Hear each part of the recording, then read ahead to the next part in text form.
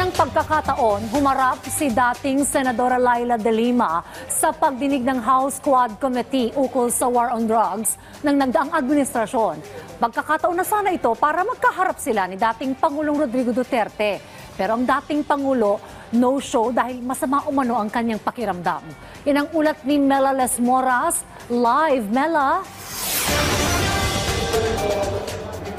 Dayan, sa mga puntong ito ay nagpapatuloy ang pagdinig ng House Quad Committee at isa nga sa mga humarap dito ay si dating Senadora Laila De Lima. Are you retracting all the testimonies that you gave against Senator De Lima during that Senate investigation? Yes, Your Honor. Sa ikasyam na pagdinig ng House Quad Committee patungkol sa iligal na droga at umano'y extrajudicial killings noong panahon ni dating Pangulong Rodrigo Duterte, bumaligtad na rin si retired Police Colonel Jovi Espinido. Pinatotohanan niya ang naunang salaysay ng umano'y drug lord na si Kerwin Espinosa patungkol sa umano'y sadyang pagdadawit kay dating Senadora Laila De Lima sa illegal drug trade. Tuluyan din niyang binawi ang kanyang testimonya laban kay De Lima na kanyang isinalaysay noon sa Senado. I am one also a victim. Sali-sali lang sa lista ng drugs. Nilagyan pa ng high value target si Espinido. So, kaya ako magsasabi din na siguro yung mga lista hindi totoo yun kasi ako nga biktima sa mga sinungaling nilagay ni Senator Bato. Mr. Chair, hindi kaya nilagay yung pangalan mo dahil hindi ka na sumusunod sa gusto nila sa bandang huli? That's one of the reason, Your Honor, Mr. Chair.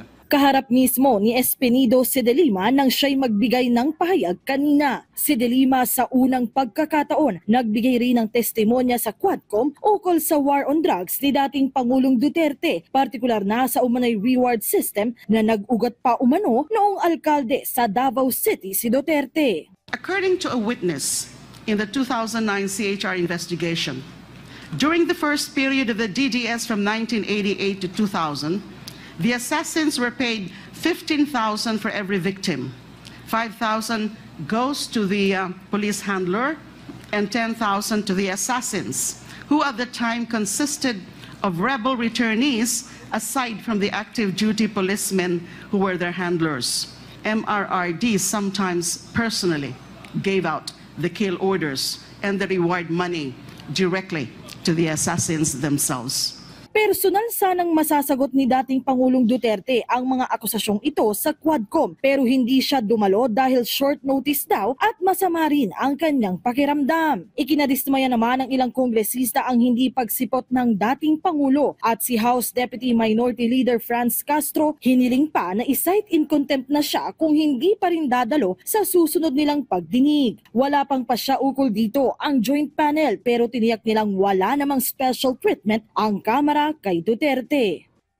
Are we giving special treatment to a witness just because he is the former president? I beg to disagree, Your Honor, that we are giving special treatment. What I am saying and stating for the record that we extend the courtesy due to a former president. Wala hong special favors dito, baka ma-misquote ako. Yun lamang po ang aking gustong ipalabas.